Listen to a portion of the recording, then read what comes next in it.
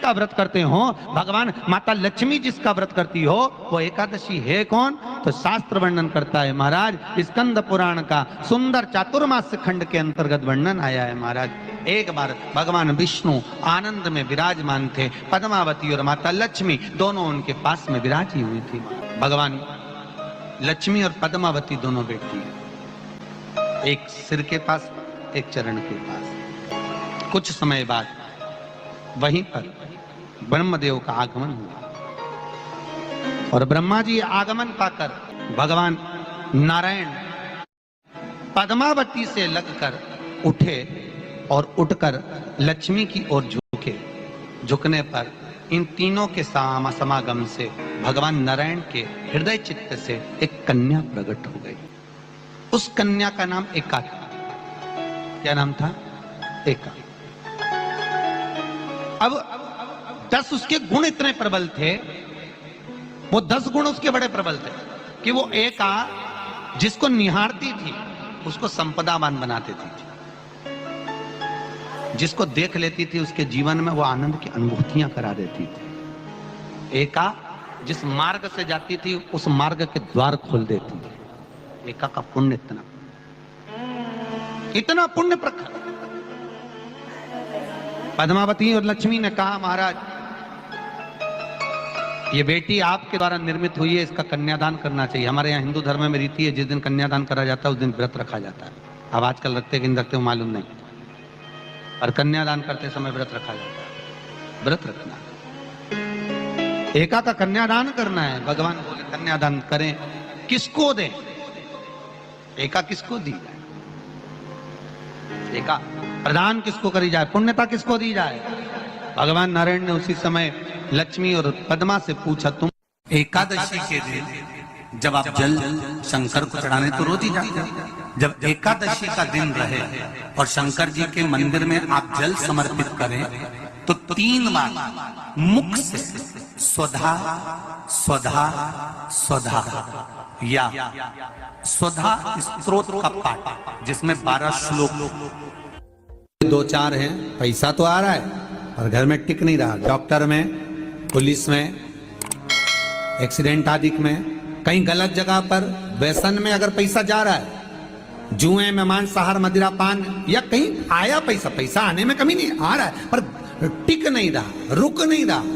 कोई मांगने आ गया, दे दिया, फिर वहां से अपने पास नहीं आ रहा, अपन कह रहे हैं भैया हमारा पैसा लौटा दो, नहीं आ रहा। तो महाराज शिव महापुराण की कथा कहती है, एकादशी के दिन गंगा के जल में मात्र 7 बेलपत्री डालकर जो नंदीश्वर भगवान अर्थात जो शंकर जी के शिवलिंग के सामने नंदी होता है, उस नंदी के चरण पर गंगा का जल चढ़ाकर बेलपत्री शिव पर समर्पित कर देता है, उसके घर में रुपया रुकना चालू हो जाता है। फिर वो गलत जगह पर नहीं जाता, गलत स्थान पर वो धन जाएगा ही नहीं। तूने संसार की मांग, तुझे क्या चाहिए?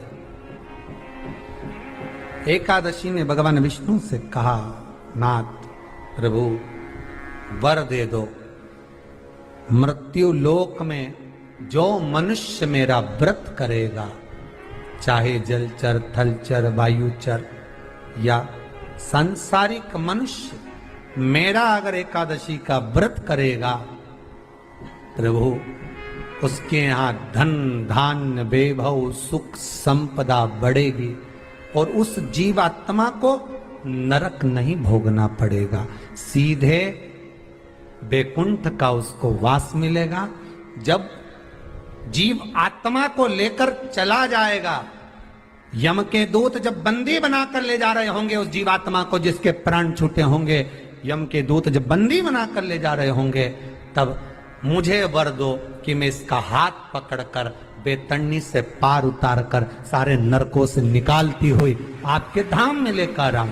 भगवान ने वर दे दिया, तथास्तु। हे एकादशी सुनो, मृत्यु लोक का मनुष्य अन्न का त्याग कर कर, क्योंकि अन्न में एकादशी के दिन पाप पुरुष रहता, अन्न का त्याग कर कर एकादशी के दिन जो मनुष्य तुम्हारा व्रत धारण करेगा, उस व्रत को करेगा और उस व्रत को धारण करेगा, उसकी मनोकामना पूर्ण होकर वो मेरे ही धाम को जाएगा।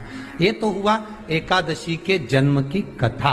एकादशी के दिन गंगा के जल में मात्र 7 बेलपत्री डालकर जो नंदीश्वर भगवान अर्थात जो शंकर जी के शिवलिंग के सामने नंदी होता है, उस नंदी के चरण पर गंगा का जल चढ़ाकर बेलपत्री शिव पर समर्पित कर देता है, उसके घर में रुपया रुकना चालू हो जाता है। फिर वो गलत जगह पर नहीं जाता, गलत स्थान पर वो धन जाएगा ही नहीं। बेटा अगर व्यसन में पड़ा हुआ है, मदिरापान में पड़ा हुआ है, मांसाहार में, जुए आदि में जा रहा है, तुम्हें लग रहा है कि मेरा बेटा गलत मार्ग पर जा रहा है, ये मित्र दोस्ती गलत हो रही है, वो सही जगह पर आ जाए। करना है एकादशी।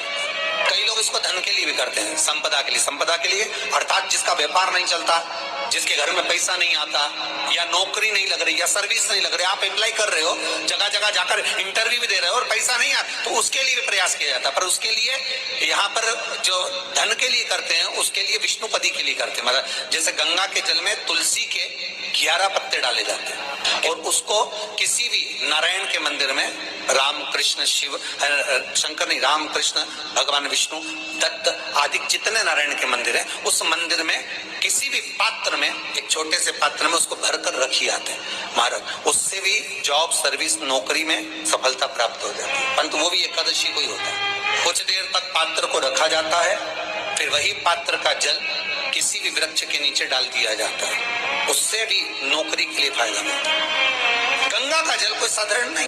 दशमी, एकादशी और द्वादशी, इन 3 तिथियों पर एक रोटी में थोड़ा सा मीठा रखकर सोमक पितृ का नाम लेकर यदि गाय को खिला दिया जाता है, तो अगर कोई पूर्वज प्रेत योनि में भी पड़ा हुआ होता है, भटक रहा होता है, जिसको पिंड नहीं मिला, जो अचानक मर गया होता है, अधोगति में चले गया होता है, उस जीव की मुक्ति दशमी, एकादशी और द्वादशी, ये 3 दिन सोमक पितृ का नाम लेकर रोटी में, पूड़ी में मीठा रखकर अगर गाय को खिला दिया जाता है, ये 3 दिन तक, तो वो पितृ कभी भटकते नहीं है, उनको मुक्ति प्राप्त हो जाती है, मोक्ष में।